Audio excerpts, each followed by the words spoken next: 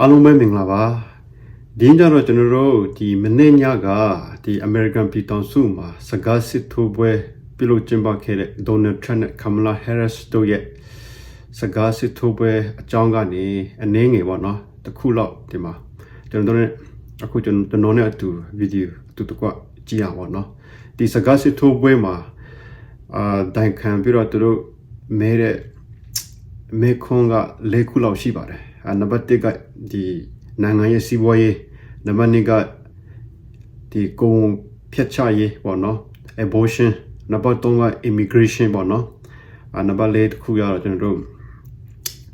နိုင်ငံခြားရေး policy ပေါ့ဒီ၄ခုအတိကသူတို့စကားစစ်ထိုးပွဲမှာပြန်လည်အကျိတ်နဲ့သူတို့ရှင်ပြန်ကြတာဖြစ်ပါတယ်ဆိုတော့ဒီနေရာကနေကျွန်တော်ဒီမှာ immigration နဲ့ပတ်သက်ပြီးတော့အခု Donald Trump ကဘယ်လိုပြောတယ်လဲဆိုတဲ့ဥစ္စာလေးကိုကျွန်တော်နဲ့အတူဗီဒီယိုမှာကြည့်ကြည့်အောင် In Springfield they're eating the dogs, the people that came in, they're eating the cats, they're eating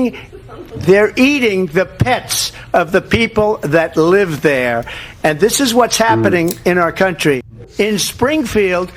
they're eating the dogs, the people that came in, they're eating the cats, they're eating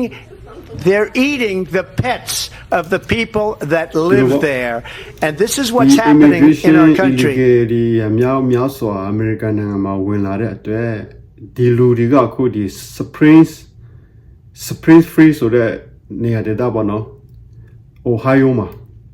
သူတို့ကကြောင်တွေကိုမကြံပေါ့နော်ကြောင်တွေခွေးတွေကိုတော့မှသူတို့တတ်စားနေကြပြီလို့ Donald Trump ကပြောတာဖြစ်တယ်ဆိုတော့ချက်ချင်းပဲဒီ ABC News ကနေအဲ့ဒီဌာနမှာရှိတဲ့အဲ့ဒီ Supreme မှာရှိတဲ့သူတို့ရဲ့ဒီဟိုပါအဲ့ဒီ CT ရဲ့ manager ကိုသူတို့ချက်ချင်းမေးလိုက်တယ်ပေါ့နော်မှန်ဆိုတာအဲ့မှာသူတို့ဘယ်လိုပြောလဲဆိုတာတစ်ချက်တော့ပြန်ကြည့်အောင်ABC News did reach out to the city manager there. He told us there have been no credible reports of specific claims of pets being harmed, injured, or abused by individuals. So that ABC News ကချက်ချင်းပြန်ပြောတာကဟောပါသူတို့စီမှာကိုအဲ့ဒီမြို့မှာအဲ့လိုမျိုးခွေးတွေတောင်တွေတတ်စားတဲ့အမှုတွေမရှိဘူးပေါ့နော်အမှုတွေမရှိဘူးဆိုတာသူတို့ပြောတယ်သူတို့စီမှာ record ဒါမျိုးတိုင်ကြတဲ့လူလည်းမရှိဘူးလို့ပြောပါတယ်ဒါပေမဲ့ဒီမှာပြန်တစ်ချက်ပြန်ဗီဒီယိုကြည့်ရအောင်နော်အဲ့ဒီ Spring Free Ohio မှာပဲအဲ့မှာရက်စွဲနဲ့တတ်ထားတာဟုတ်တယ်ကိုလာပိုင်း9ရက်2024ပါဒါဗီဒီယိုကလစ်ခုတွေ့လို့လေအဲ့မှာကြည့်လိုက် What did you do? Lonely. Why'd you kill the cat? Smile for me. Smile, look at you. Go like this.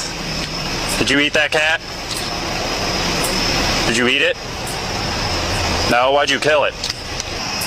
Did you guys see all this? No, we pulled up and she was just laying there with it. Did you see her eating it? She was eating it? Yeah. Hey. Hello. So, American နိုင်ငံမှာလည်းပဲဒါအခုဆိုရင်တော်တော်လေးကိုပါလေအနှိပ်ပိုင်းကိုရောက်နေတဲ့အခြေအနေပေါ့နော်ကြောင်တွေခွဲတွေဒါတတ်စားတဲ့အခြေအနေအထိမှာတော့ရောက်နေတာပေါ့ဒါပေမဲ့ ABC News ကသူတို့ပြောတာကြတော့ဒါဒီလိုမရှိဘူးလို့ပြောတာပေါ့နော်ဆိုတော့ဒါတွေကဘယ်လိုပြောမလဲလိန်ညာတာပေါ့နော်တကယ်လက်တွေ့တကယ် reality မှာကတကယ်ဖြစ်ပျက်နေတာရှိနေပါတယ်အဲကြောင့်လဲ Donald Trump ကဒါကိုဒီလိုဖြစ်နေတယ်ဆိုတာသူကပြောနေခြင်းဖြစ်ပါတယ်ဆိုတော့အကြောင်းမနော်ဒီနေ့ကဗီဒီယိုကတလောက်ပါပဲအားလုံးအဆုံးထိကြည့်ပေးတဲ့အတွက်ကျေးဇူးတင်ပါတယ် bye bye